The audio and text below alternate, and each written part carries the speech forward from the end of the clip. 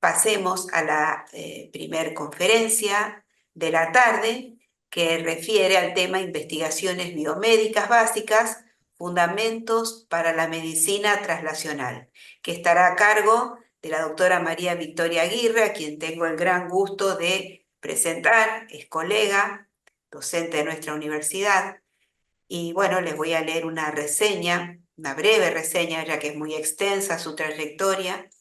Ella es bioquímica, egresada de la Facultad de Ciencias Exactas, Naturales y Agrimensura de la UNE, es doctora egresada de la Universidad de Buenos Aires en el área de Ciencias Fisiológicas, es magíster y especialista en docencia universitaria, egresada de la Facultad de Humanidades de la UNE.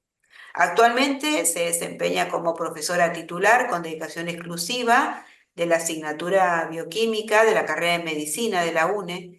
También es profesora titular con dedicación simple de la asignatura Química Biológica 2 de la carrera de bioquímica de la Facultad de Ciencias Exactas de la UNE. Dirige y también es docente en la diplomatura en biomedicina experimental de la Facultad de Medicina. En lo que hace a su investigación, ella es directora del Laboratorio de Investigaciones Bioquímicas de la Facultad de Medicina, conocido como LIBIM, el laboratorio que integra el Instituto de Química Básica y Aplicada del NEA, Instituto de Doble Dependencia UNE-CONICET. Es responsable académica del Bioterio de la Facultad de Medicina, es docente investigadora categoría 1, ha dirigido y codirigido 16 proyectos de investigación biomédica básica acreditados por distintos organismos, el FONCIT, el MINCIT, de la Secretaría nuestra, proyectos de CONICET, propios de la Facultad de Medicina, e inclusive uno multidisciplinario entre la FACENA y la Fundación Roemers. Participó como integrante de otros tantos proyectos de investigación acreditados. Formó en calidad de directora o codirectora a 34 becarios de pregrado, 22 de posgrado, 10 tesistas doctorales y 2 tesistas postdoctorales. Bueno, Vicky, para todos conocida como Vicky, es un placer tenerte acá en este espacio donde buscamos difundir la ciencia que desarrollan nuestros investigadores. Así que ahora sí, te cedo Bueno, el micrófono. buenas tardes para todos. Muchísimas gracias, Laura, por esta presentación. Eh, para todos, espero que la charla de hoy sea llevadera. Voy a compartir pantalla, ¿sí? A ver un poquito. Nos ubicamos.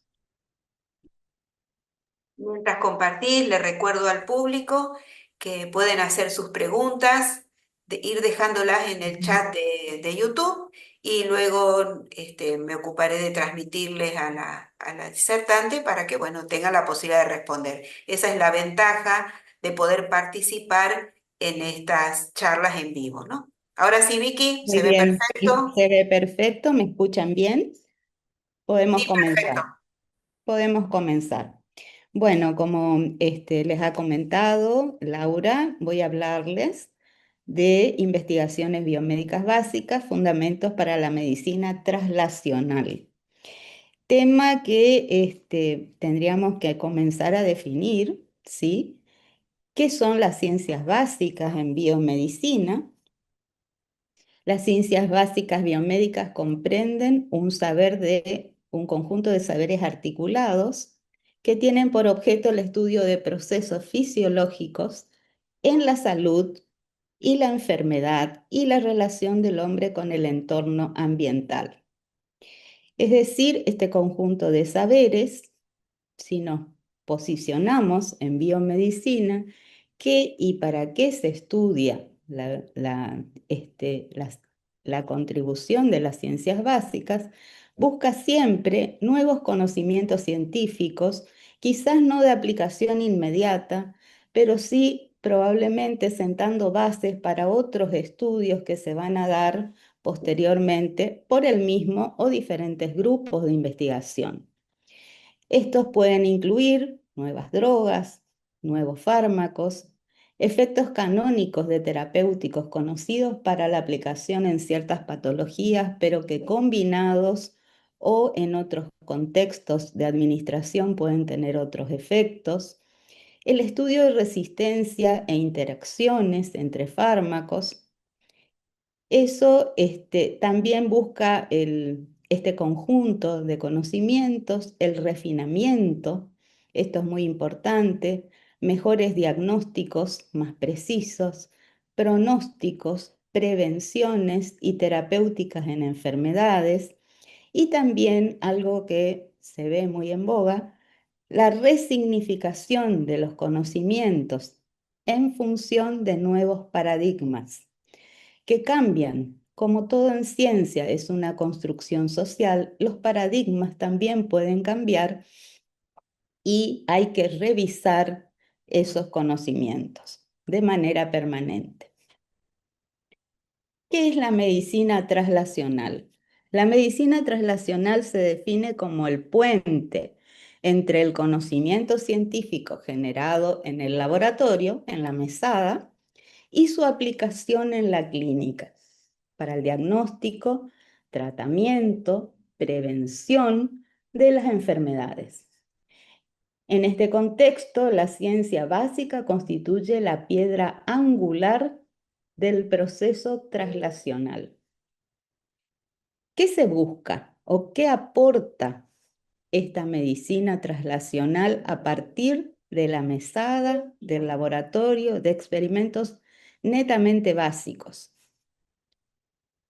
Modelos conceptuales sobre las que se van a desarrollar hipótesis clínicas, mecanismos moleculares que explican la fisiopatología de las enfermedades, y no solo la fisiopatología, sino también el fundamento del tratamiento de dichas enfermedades. Nuevas dianas terapéuticas potenciales para el desarrollo de fármacos o nuevas intervenciones. Y el hallazgo de biomarcadores diagnósticos y pronósticos que permitan una medicina más personalizada. El desafío es muy grande.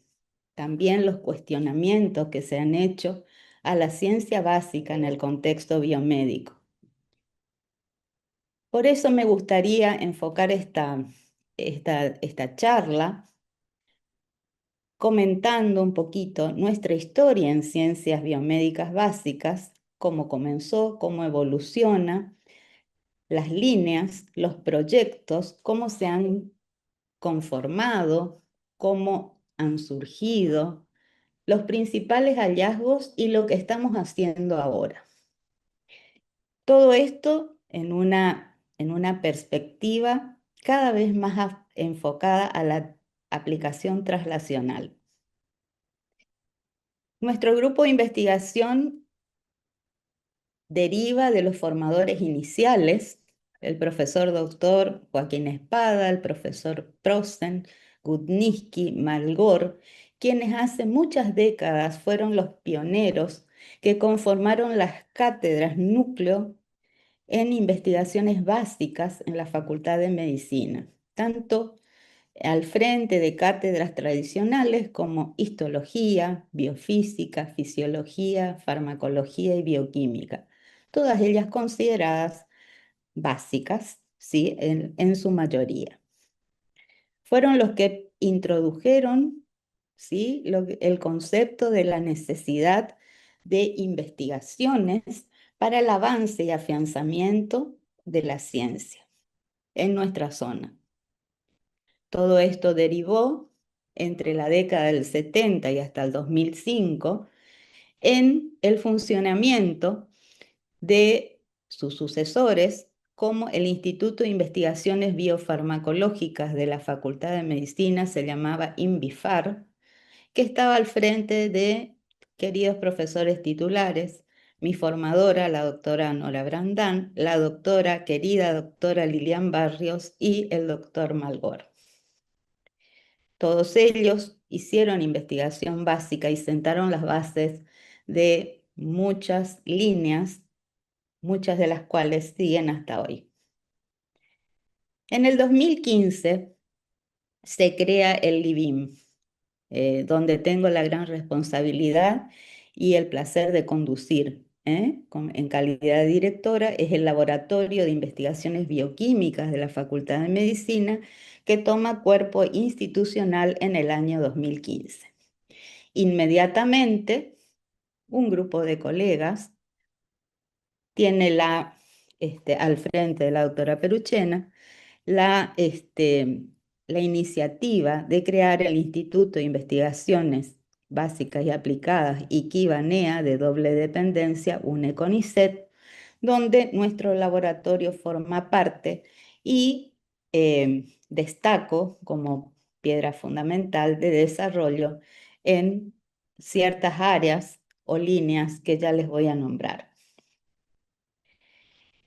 Es decir, así como la ciencia, los grupos no emergen espontáneamente. Siempre hay una base, hay una trayectoria afianzada que permite vislumbrar oportunidades, detectar necesidades y delinear estrategias de investigación. Este es uno de los casos. ¿Cuáles son las líneas de investigación básica del LIBIM?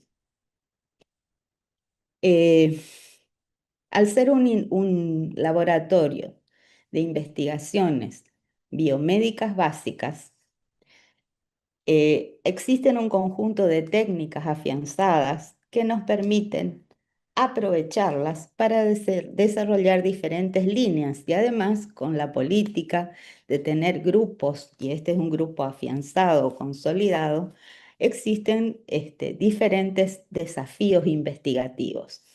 Ellos son principalmente el estudio de la biología tumoral, con la metabolómica, lipidómica y la búsqueda de biomarcadores. Tenemos el estudio de los efectos biológicos de los potenciales fitoterapéuticos de especies autóctonas del NEA, otra de las líneas que estamos desarrollando.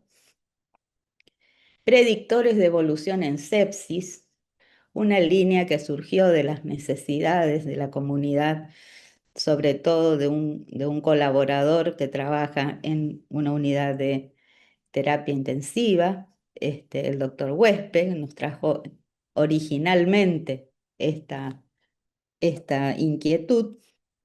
Investigaciones nutricionales, donde se evalúan efectos inflamatorios y antioxidantes, por ejemplo, del ácido linolénico de harinas integrales de chía y lino, y ahora se está buscando ensilados, enriquecidos a partir de desechos avícolas con sorgo para la alimentación animal. Es decir, se le está dando un giro tecnológico a lo que es la elaboración de dietas experimentales. Después tenemos investigaciones colaborativas muy interesantes, efectos no canónicos de fármacos y una línea de embriología y gametogénesis de diferentes especies con colaboración con el INITRA de la Facultad de Ciencias Veterinarias de la UBA. Como ven, es amplio el espectro. Voy a empezar entonces recordando nuestras bases iniciales fueron el estudio de eritropoyetina, sus efectos, su modulación en la línea roja, sus efectos, el estudio de sus efectos no canónicos, como antiapoptóticos, angiogénicos, antioxidantes, y también con estudios de hipoxia.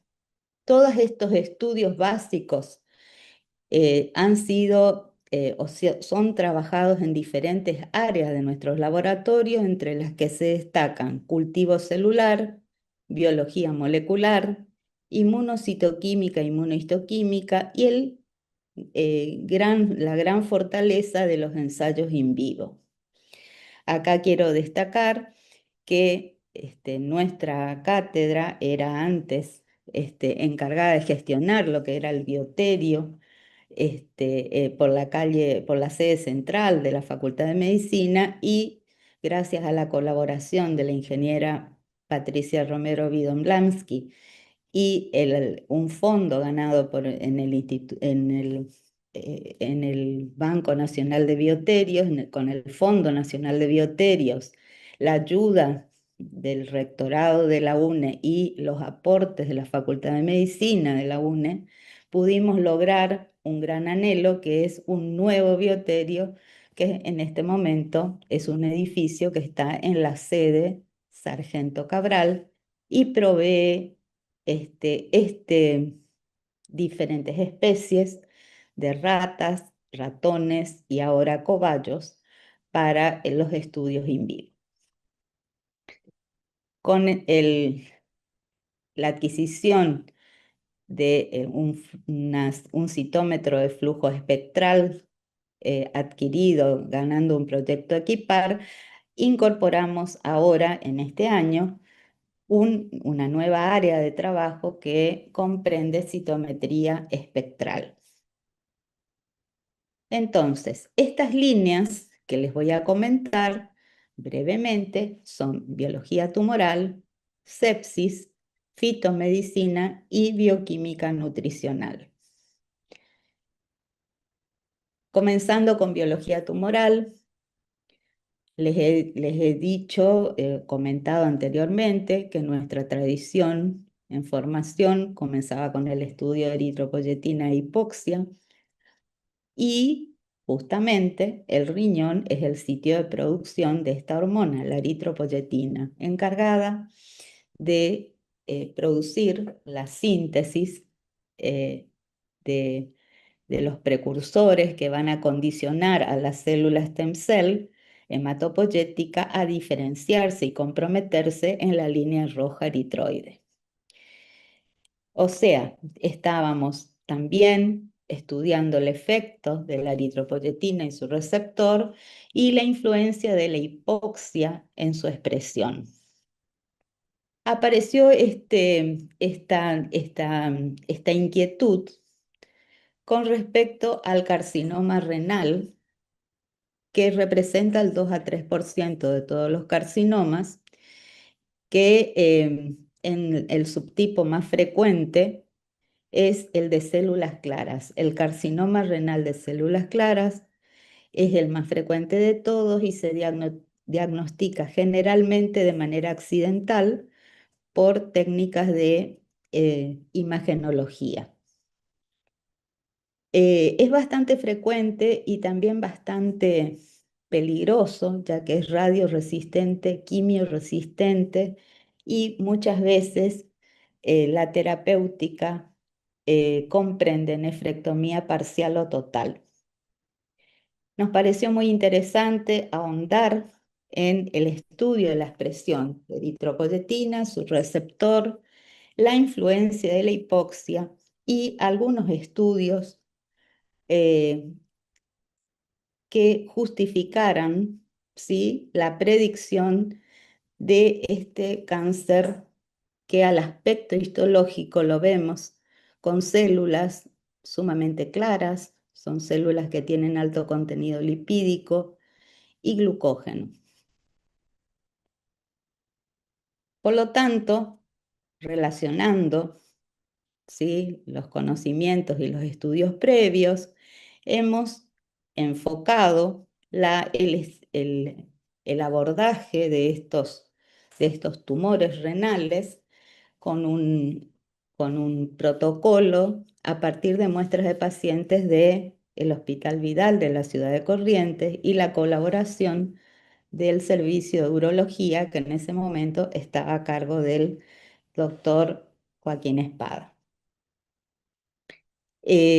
Estudiamos la expresión de EPO, de su receptor, de una serie de proteínas que ante la hipoxia y el aumento de eritropoyetina mediado por la estabilización del factor inducible por hipoxia, HIF, se producen, pueden alterar la angiogénesis, producir angiogénesis, proliferación celular, migración celular, supervivencia de las células tumorales y la inhibición, ¿sí?, de la apoptosis de las mismas.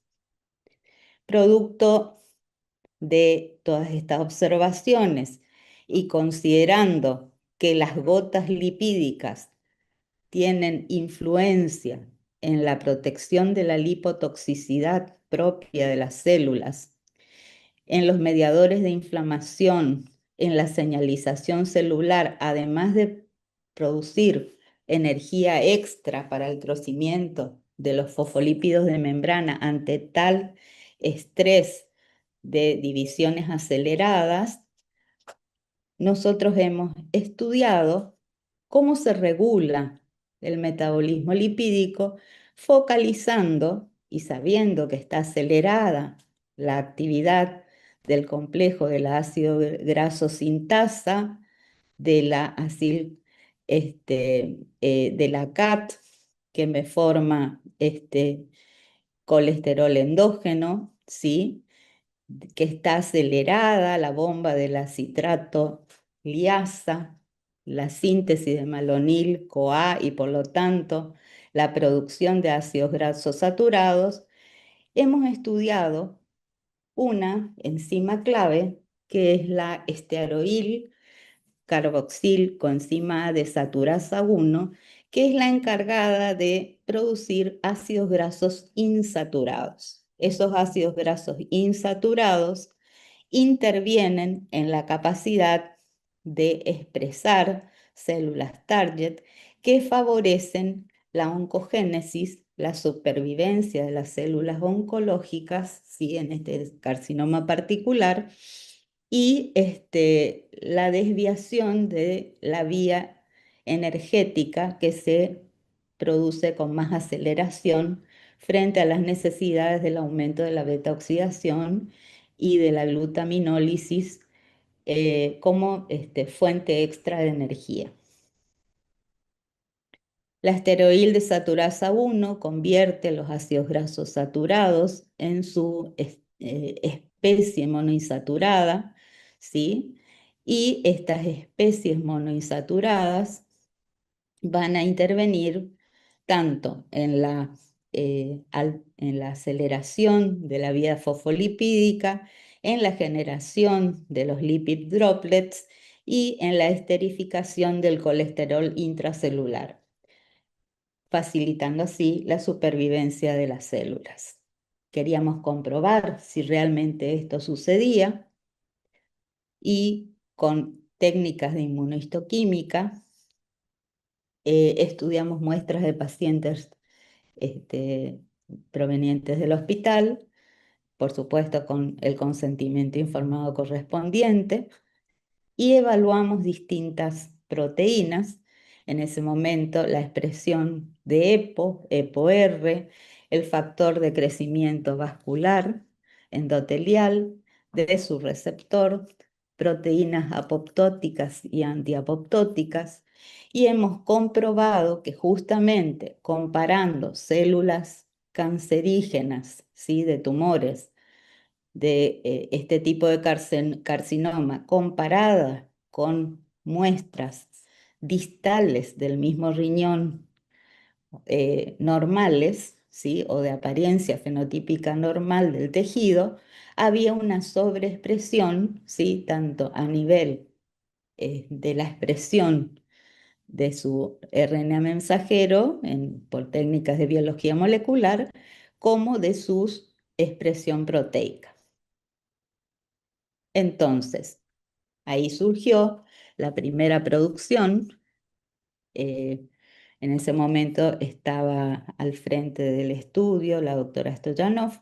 Tumor Biology, sí, fue una de las revistas la revista donde se publicó este trabajo, donde se vio que tanto la proliferación, la supervivencia, la apoptosis y la expresión de hipoxia estaban en la sobreexpresión de HIF-1 alfa, EPO, EPO-R, SCD1 en las etapas tempranas de este carcinoma.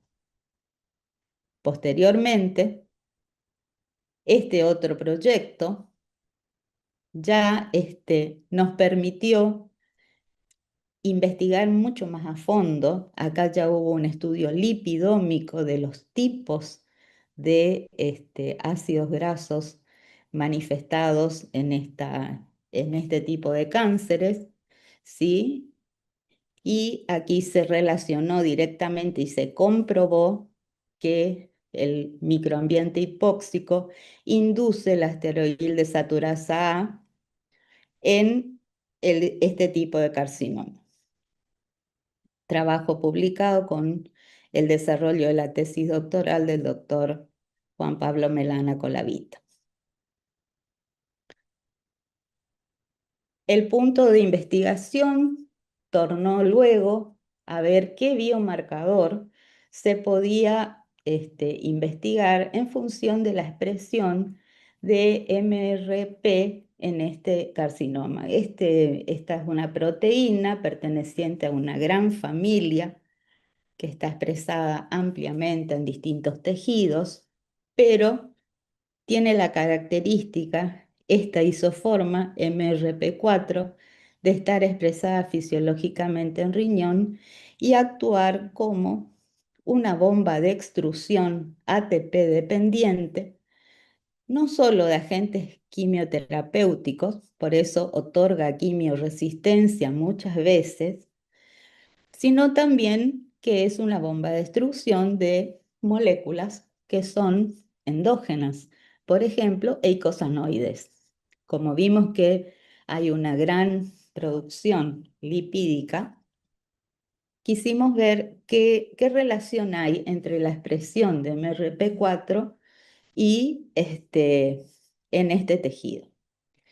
También MRP como una familia de bombas de salida de moléculas endógenas también comprenden a nucleótidos cíclicos, ácido fólico, etcétera, pero también a los compuestos que son fármacos, es decir, compuestos exógenos.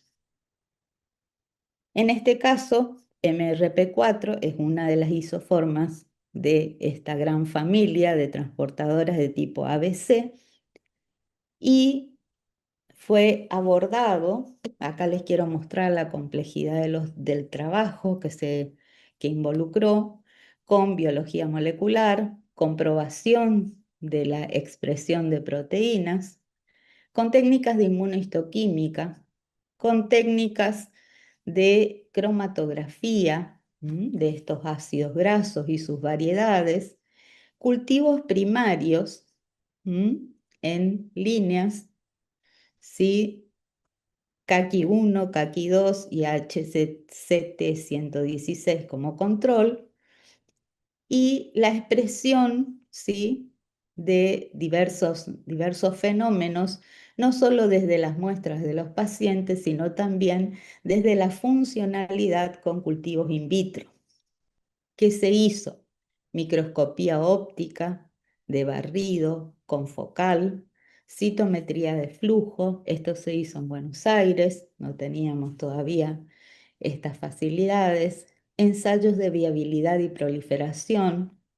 Se estudió MP cíclico como molécula de señalización, ¿sí? Y el comportamiento, si es que estaba presente o no MRP4 desde la concentración intracelular con respecto a la extracelular, técnicas de RT en tiempo real, qPCR, inmunocitoquímica, Western blot y cromatografías a partir de células cultivadas.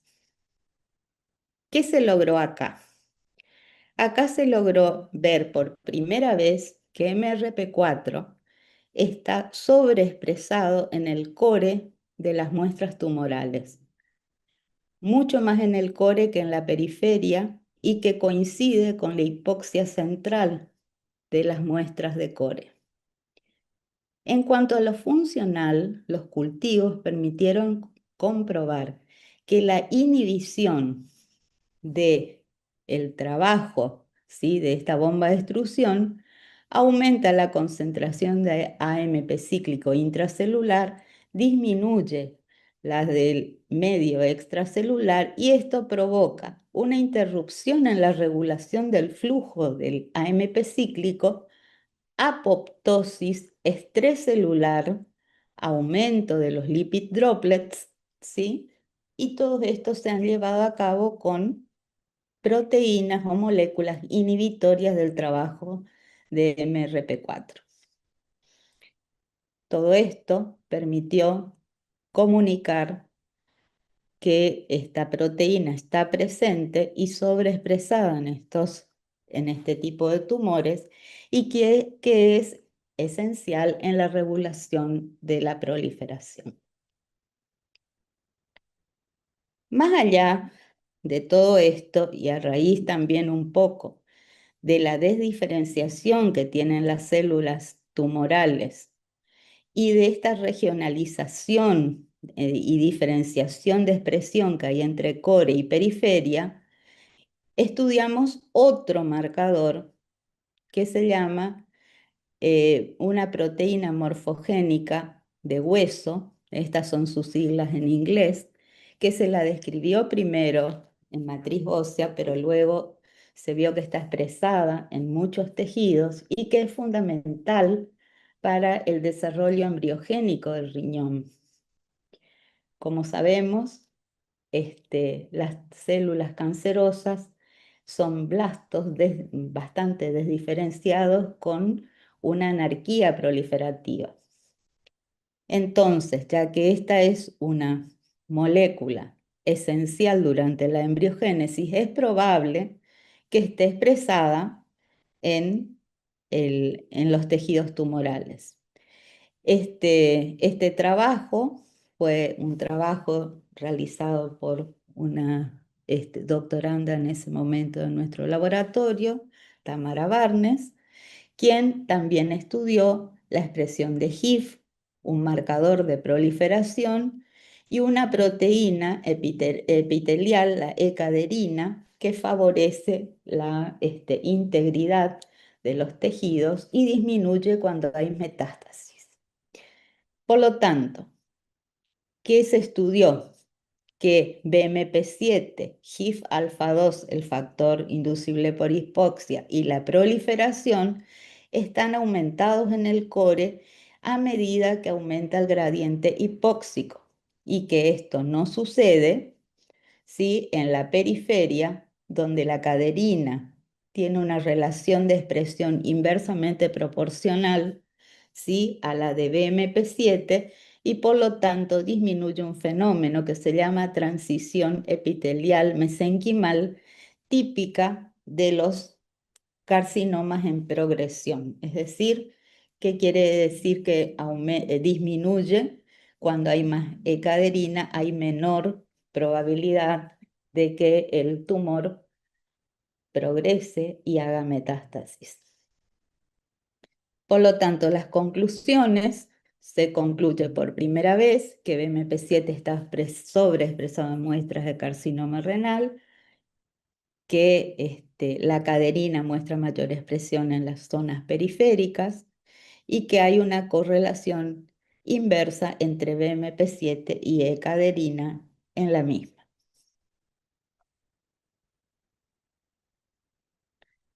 A ver, esto todo quiero también mencionar, son estudios sumamente caros por el tipo de reactivo que tiene, entonces me parece destacable ver los financiamientos que tuvimos de las distintas entidades. CECIT-UNE ha aportado con dos ayudas económicas, una codirigida con el doctor Lombardo, otra con el doctor Rodríguez, y hemos aquí tenido la oportunidad de tener el apoyo de un PICT, de un PICTO, perdón. Ese PICTO lo obtuvo la doctora Brandán, hasta que en el año 2015 terminó el proyecto, que fue prorrogado. Bueno, considerando otros aportes, vienen los avances en esta línea.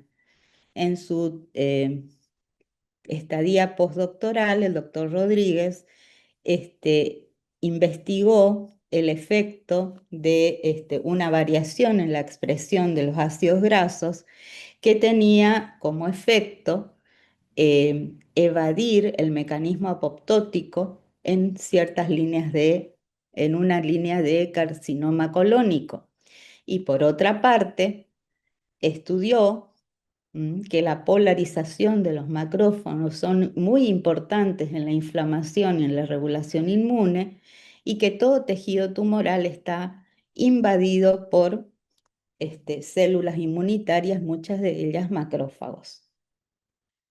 Hace una década atrás también estudió la fosfolipasa A2 del grupo 5 y demostró que tiene un poder eh, elevado en procesos antiinflamatorios. Todo esto llevó o surge em, porque nuestro nuevo punto de estudio es, a través de este nuevo proyecto, identificar marcadores metabolómicos en pacientes operados con otro tipo de cáncer, con cáncer de colon, y estudiar la respuesta inmune asociada.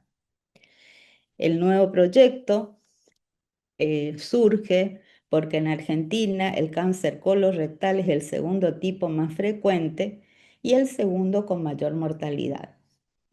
Este proyecto da un pasito más adelante, con médicos eh, en el equipo de trabajo del Servicio de Cirugía, Oncología y Anatomía Patológica del Hospital Escuela.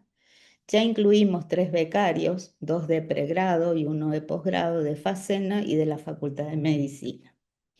El objetivo es estudiar la expresión de esta fosfolipasa A2 del grupo 5 y encontrar cuál es el perfil de los macrófagos residentes en las lesiones, ¿sí?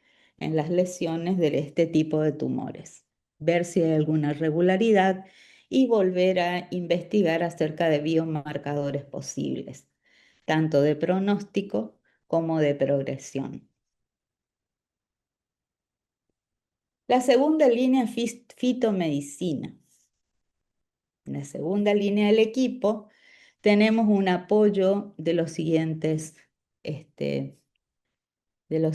proyectos. Tenemos un PICTO, que tuvimos un PICTO 1 en el 19, un proyecto que está todavía vigente de CECIT y 2 proyectos donde participamos como investigadores integrantes, uno de IKIVA y otro de un PICT categoría 2 con la doctora Ana Torres.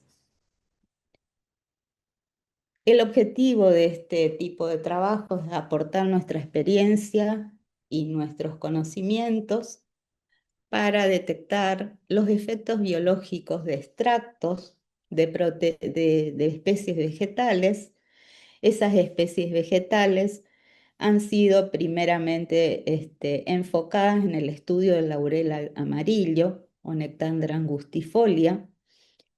Y aquí tenemos los papers que han sido liderados durante el desarrollo de la beca doctoral por Leandro Ferrini, quien comprobó que el extracto de Nectandra angustifolia por métodos in vitro y por métodos in vivo es eficiente, y más aún durante su estadía en Valladolid amplió sus estudios descubriendo que tiene potencial antineuroinflamatorio.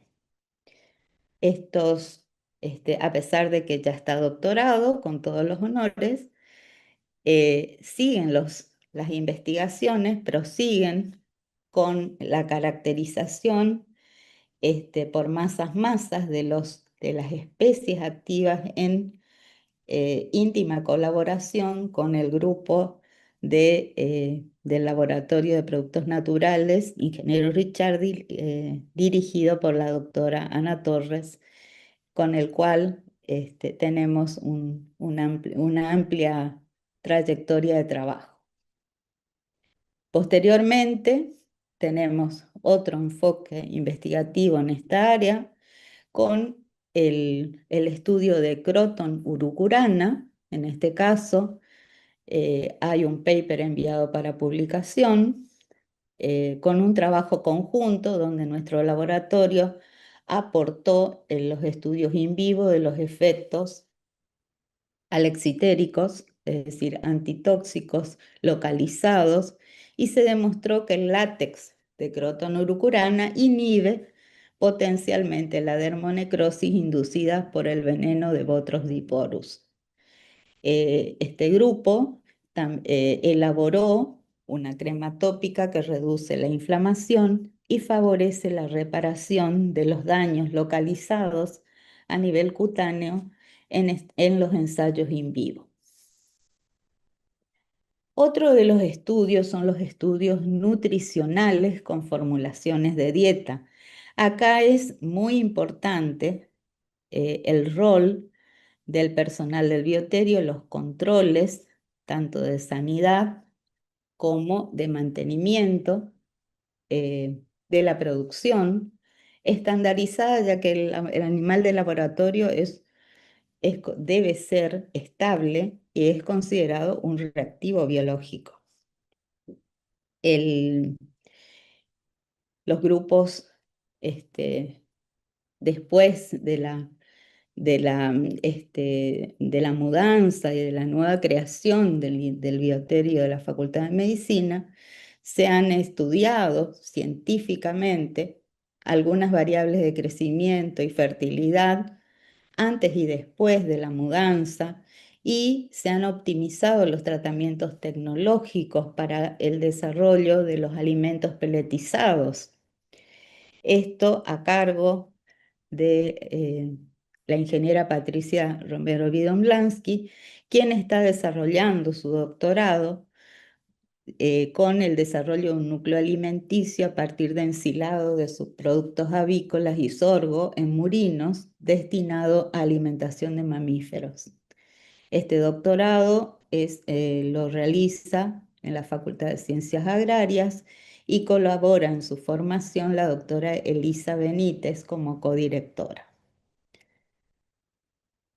También se han hecho dietas con los cálculos y las producciones en otra tesis doctoral llevada a cabo por la licenciada, ahora doctora, Narela Colucci, quien ha publicado la inocuidad, primero el diseño de las dietas y la inocuidad a nivel de los distintos órganos, ¿sí? de estos pellets ricos en triturados de lino y de chía.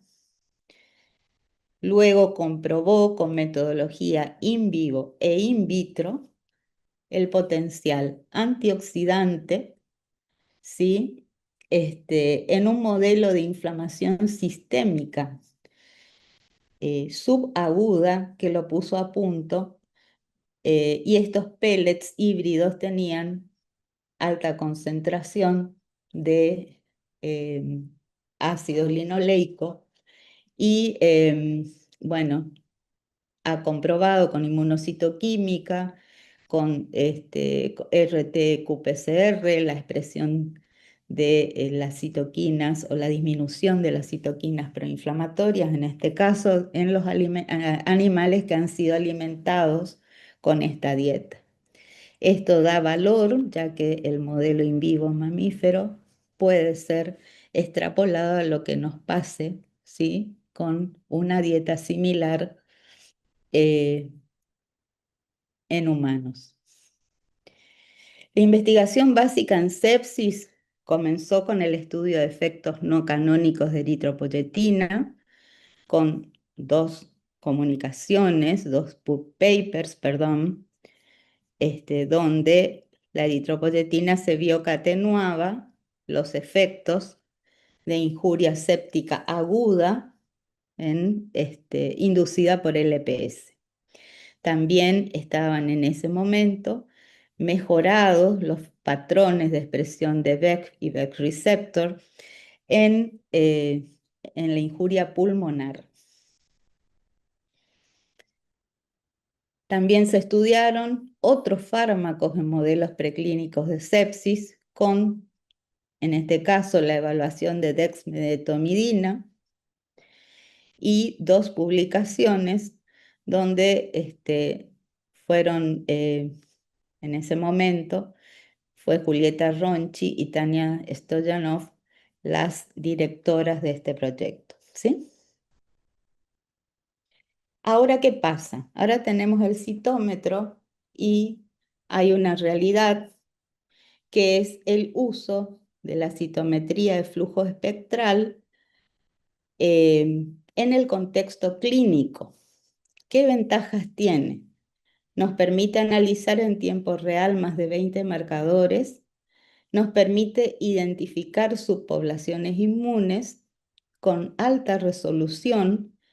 Permite evaluar también la activación, la funcionalidad y el estado de diferenciación de las distintas poblaciones. Un paciente séptico es un paciente crítico y la demanda en las UTIs son elevadas siempre para para el ajuste de tratamiento y la predicción de de la evolución de estos pacientes. Entonces, les comento qué estamos haciendo actualmente. Estamos usando el, el citómetro de flujo espectral para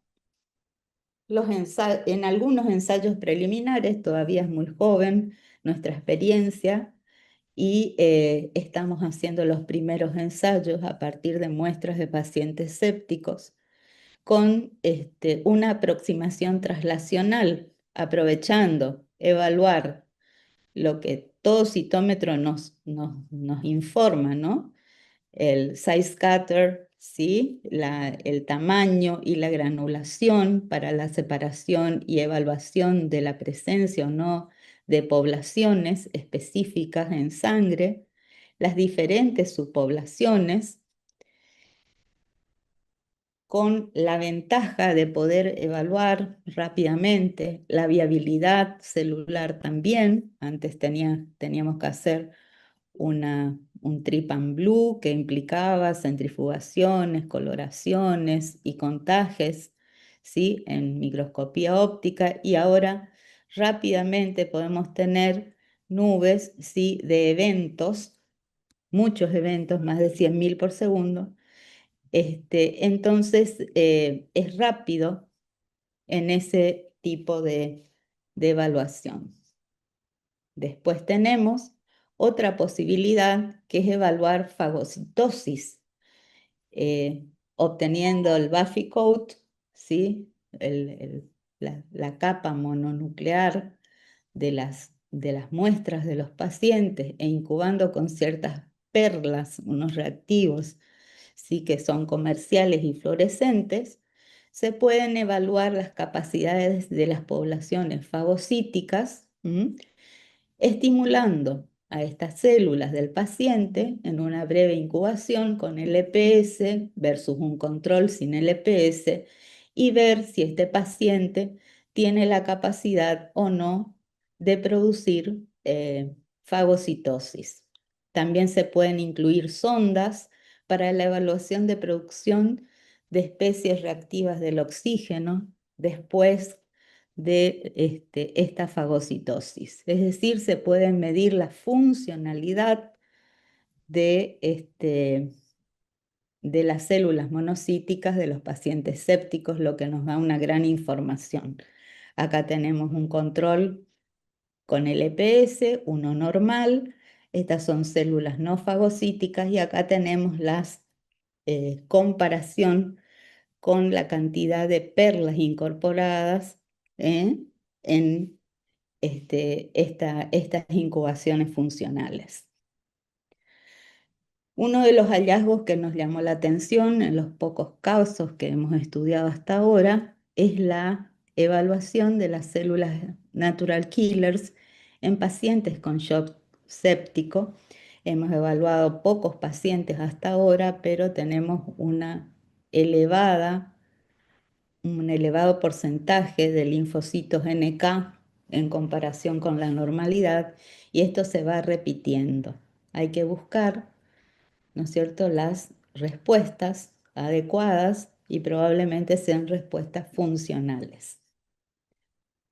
Las potencialidades de la fenotipificación inmunológica son muy grandes, desde establecer la línea, ¿sí? Si es un linfocito T o D o B, si es un helper, un citotóxico, un supresor, con los marcadores primarios, anticuerpos que son comerciales, y también se puede estudiar el grado de funcionalidad teniendo una librería de anticuerpos fluorescentes, tanto para marcadores terciarios de activación como los receptores, ¿sí? Los que se unen a receptores de naturaleza inhibitoria.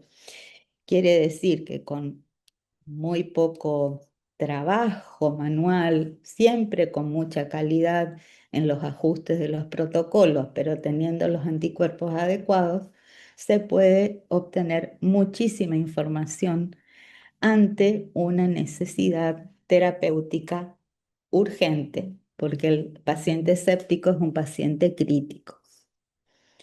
Así como nosotros hablamos de fenotipificación inmunológica, también esto podemos extender a marcadores oncológicos, no solo de patologías hemato-oncológicas, sino también de patologías de tumores sólidos, predisgregando el tumor con protocolos de disgregación y filtración con enzimas y tratamientos delicados que no afecten a los receptores superficiales.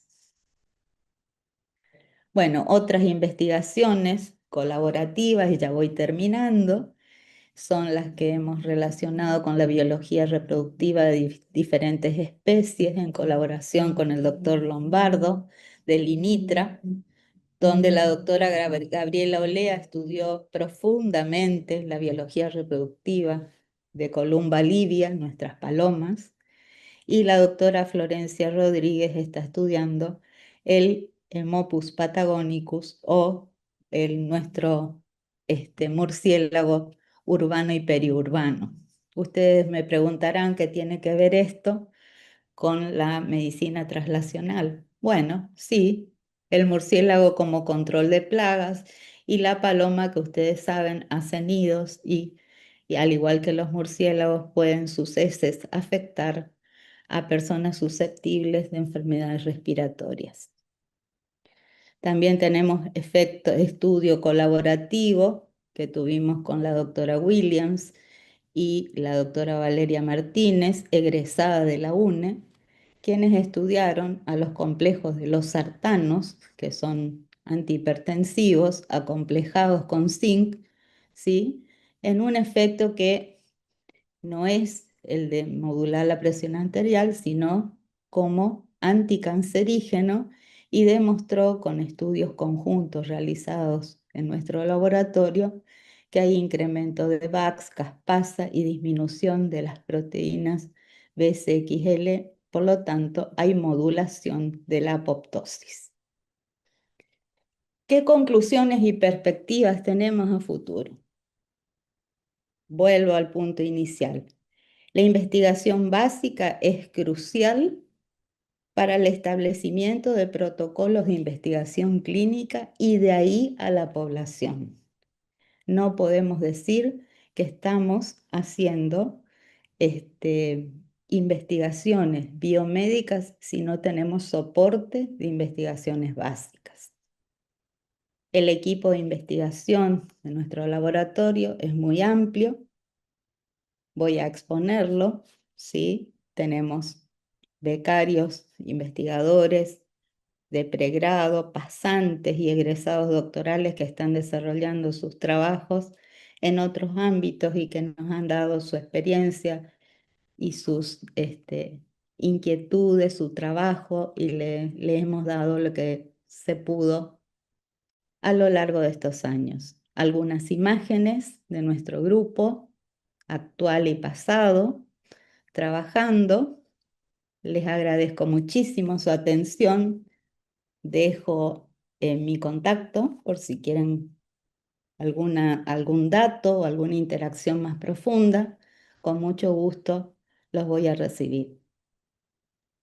Y me despido con lo que dijo un maestro, maestro de maestros.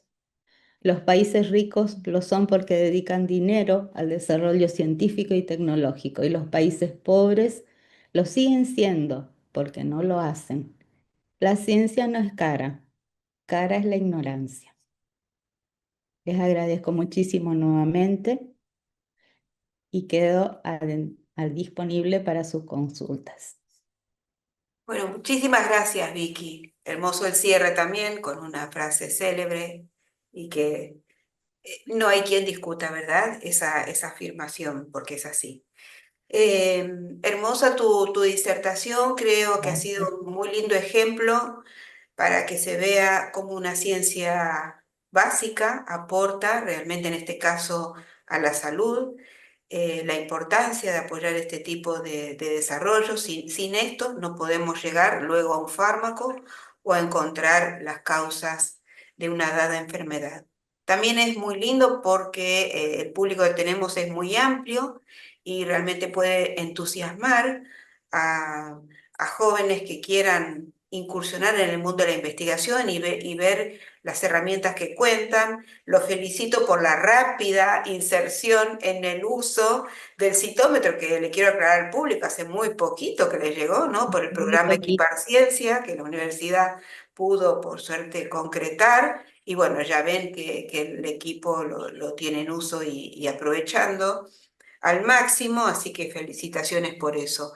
Bueno, las gracias en el público, tenemos muy poquito porque ya nos está esperando el próximo disertante, pero hay una pregunta que te quiero transmitir del público, es si dentro de los temas que han abordado, que realmente demuestran la base cognitiva de ustedes, que le ha permitido realmente aportar, ¿verdad?, a varios aspectos o varias disciplinas dentro de las ciencias médicas y veterinarias, ¿no? En esta visión de Luna Salud también. Bueno, si te han quedado temas en el tintero, esa es la pregunta del público, de todos los o si los que has estudiado, alguno que te gustaría profundizar, con eso cerramos esta hermosa exposición. Bueno, temas en el tintero siempre quedan. Siempre queda la inquietud de, bueno, poder llegar más rápidamente al centro de salud, al público. Nos gustaría desarrollar que exista una investigación clínica de la mano de nuestras investigaciones o hallazgos básicos. Siempre hay una molécula más para estudiar, eh, un mecanismo nuevo. Sí, nos queda, pero así como nos queda, creo que tenemos apertura, más apertura para escuchar las necesidades, y lo que queda es un grupo de trabajo interdisciplinario muy ávido, muy inquieto. Así que probablemente desarrollar un kit, probablemente obtener un anticuerpo para una detección o un screening de alguna neoplasia de tipo prevalente.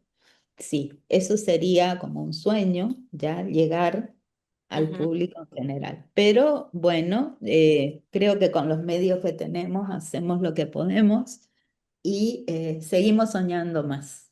Así Exactamente, sí, que pero bueno, estás dejando una base muy sólida, como decís, para que se pueda abordar y lo que puede parecer un sueño, ¿por qué no que se transforme en realidad, ¿no? Obviamente son procesos lentos, pero la UNE ha dado muestras de sus capacidades y por supuesto que el grupo tuyo está en esa presentación. Así que, bueno, Vicky, todos los éxitos para vos y bueno, tu muchísimas gente y gracias. agradecidos una vez más por habernos dedicado este tiempo, que desde ya el agradecimiento del público a través del chat, eso es lo lindo del streaming, ¿no? Que podemos estar en contacto, así que, bueno, la gente te hace Bueno, llegar los saludo. Muchísimas Muchísimas gracias, gracias. Vicky.